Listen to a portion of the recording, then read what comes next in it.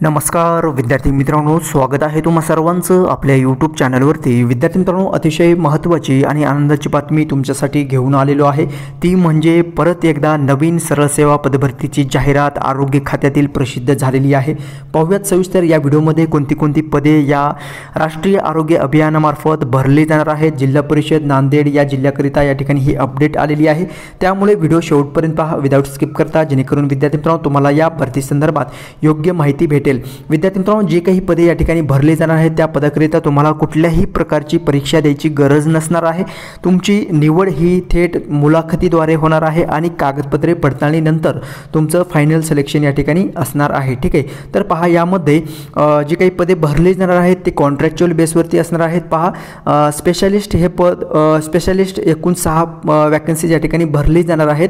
त्यामध्ये physician consultant साठी आहे, पेडिट्रिशियनसाठी आहे, ॲनेस्थेटिक्ससाठी आहे आणि ENT सर्जन या पदाकरिता या ठिकाणी नंबर ऑफ जागा कॅटेगरी वाईज तुम्ही या ठिकाणी पाहू शकता। टोटल 6 जागा भरल्या जाणार आहेत। जी एकत्रित मानधन तुम्हाला प्रति महिना दिले जाणार आहे ते 75,000 रुपये दिलं जाणार आहे। ठीक आहे, ॲज पर जे काही पोस्ट आहे त्यानुसार तुमची क्वालिफिकेशन तुम्ही या ठिकाणी पाहू शकता।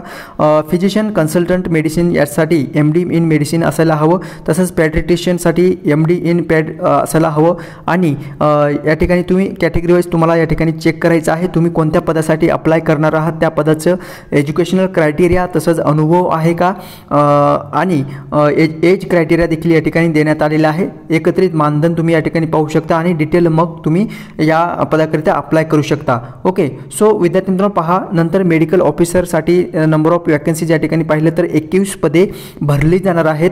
MBBS क्वालिफिकेशन असायला हवं मेडिकल ऑफिसरसाठी आणि जे मानधन दिले जाणार आहे ते 60,000 रुपये पर मंथ तुम्हाला दिले जाणार आहे।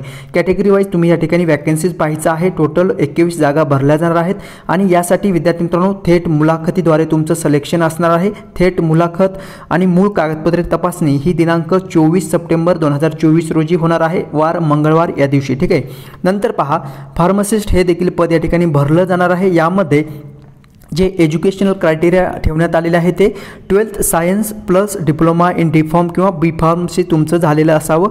फार्मासिस्ट या पदाकरिता 1 जागा भरली जात आहे। मानधन या ठिकाणी 17,000 रुपये पर महिना तुम्हाला दिले जाणार आहे।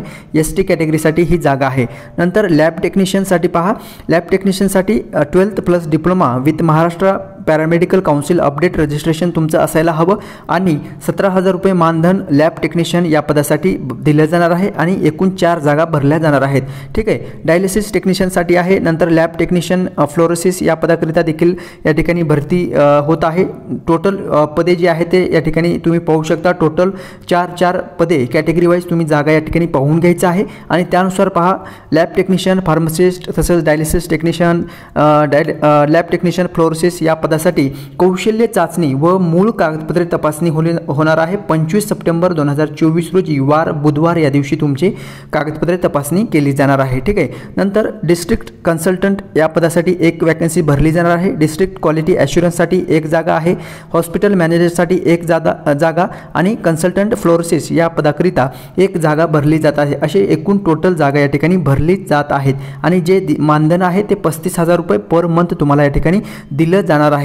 यासाठी क्रायटेरिया काय आहे, education any medical graduate with MPH MHA आणि MBA हेल्थ केअरमध्ये तुमचं असायला हवं। ठीक आहे, तर पहा यासाठी विद्यार्थी मित्रांनो तुम्हाला अनुभवाची अट देखील देण्यात आलेली आहे। With relevant program matric 1 year experience तुम्हाला अनिवार्य असणार आहे या पदाकरिता। नंतर क्लिनिकल सायकोलॉजिस्ट या पदासाठी देखील या ठिकाणी भरती होत आहे।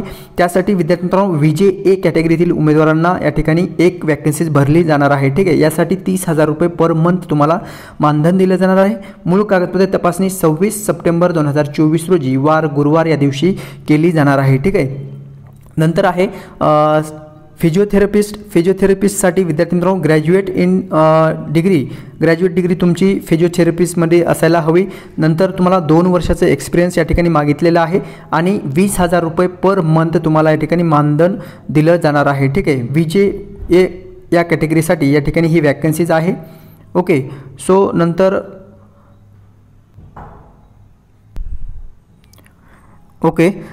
सी हिअर STSसाठी एक वॅकन्सी आहे, STLSसाठी या ठिकाणी 2 वॅकन्सीज आहे. सो तुमचं क्वालिफिकेशन ते हे DMLTमध्ये असायला हवं. 2 वर्षाचा अनुभव या ठिकाणी ग्राह्य धरलं जाणार आहे आणि 20,000 रुपये पर मंथ तुम्हाला या ठिकाणी बेसिक मानधन जे आहे ते दिलं जाणार आहे. याची मूळ कागदपत्र तपासणी विद्यार्थी मित्रांनो 26 सप्टेंबर 2024 रोजी वार गुरुवार या दिवशी करून घेतली जाणार आहे. तसंच एंटोमोलॉजिस्टसाठी एकूण 5 पदे भरली जाणार आहेत. याचं शिक्षण जर पाहिलं MSc एंट्रोमोलॉजी और MSc झुलॉजी विथ एंटोमोलॉजी तुमचं एज्युकेशन झालेलं असायला हवं आणि वर्ष वयोगट या ठिकाणी पाहू शकता 18 ते 59 वयोगटातील सर्व जे काही पात्र उमेदवार आहेत ते आवेदन करू शकतात. या ठिकाणी यासाठी मानधन दिलं जाणार आहे पर मंथ 40,000 रुपये. ठीक आहे, एकूण 5 पदे भरली जाणार आहेत. कॅटेगरी वाईज तुम्ही जागा पाहून घ्यायचं आहे आणि या पदासाठी विद्यार्थ्यांनो मूळ कागदपत्र तपासणी ही 27 सप्टेंबर 2024 रोजी वार गुरुवार या दिवशी करून घेतली जाणार आहे. तसंच पब्लिक हेल्थ स्पेशालिस्टसाठी एक जागा भरली जाणार आहे. नंतर आयुष डाटा एंट्री ऑपरेटरसाठी देखील या ठिकाणी एक पद भरलं जाणार आहे. वय या ठिकाणी पाहू शकता एज क्रायटेरिया 21 ते 59 वर्ष वयोगटातील उमेदवार काय करू शकतात, हे आवेदन करू शकतात.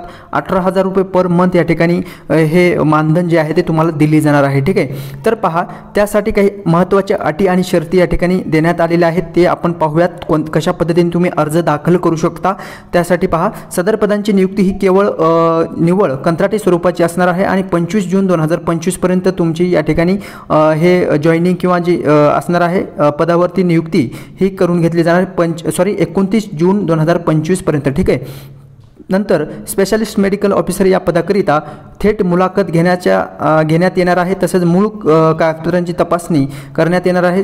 सर्व संबंधितांनी 24/9/2024 वार मंगळवार रोजी या ठिकाणी कागदपत्रे पडताळणीकरिता तुम्हाला या ठिकाणी ठिकाण देण्यात आलेलं आहे.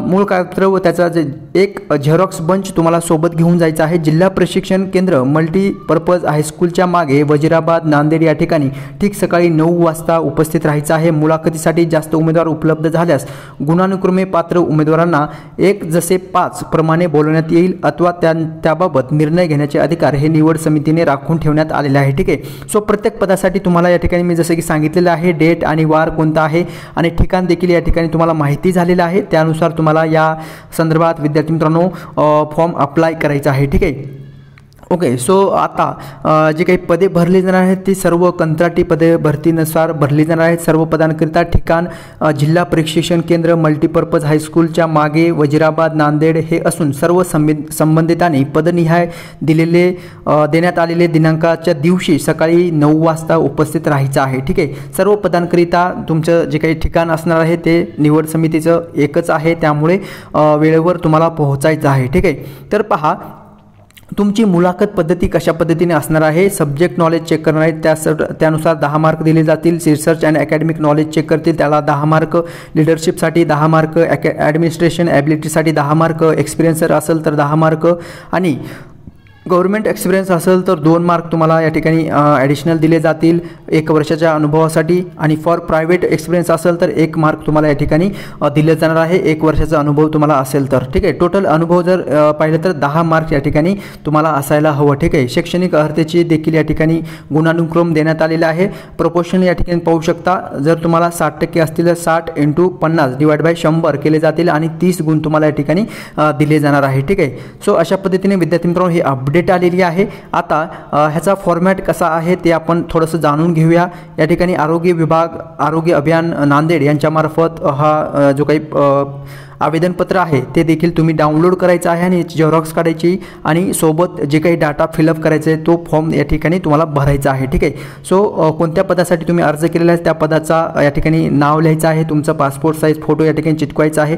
तुमचं नाव, स्वतःचे नाव, वडिलांचे नाव, जर तुमचे लग्न झालेले असेल तर पतीचे नाव या ठिकाणी लिहायचं आहे. संपूर्ण पत्ता, कायमचा पत्ता, मोबाईल नंबर, तसंच मेल ID, जन्मतारीख ह्या सर्व फॉर्म तुम्हाला व्यवस्थितरित्या भरायचा आहे आणि नंतर तुम्हाला सबमिट करायचं आहे. ठीक आहे, सो अशा पद्धतीने हे प्रतिज्ञापत्र देखील तुम्हाला भरायचं आहे. यामध्ये लहान कुटुंबाचे हे प्रतिज्ञापत्र आहे. तुमचं नाव भरायचं आहे, तुमचं पतीचे किंवा तुमच्या वडिलांचे नाव, तसेच तुम्हाला किती अपत्य, तुम्ही कोणत्या पदासाठी अर्ज केलेला आहे त्या पदाचं नाव आणि तुम्हाला किती मुलं आहेत ते त्याचा उल्लेख या ठिकाणी करायचा आहे. जर अविवाहित तुम्ही असाल तर या ठिकाणी 00 असं या ठिकाणी मेन्शन करू शकता. ठीक आहे, तर अशा पद्धतीची अपडेट आलेली आहे विद्यार्थी मित्रांनो.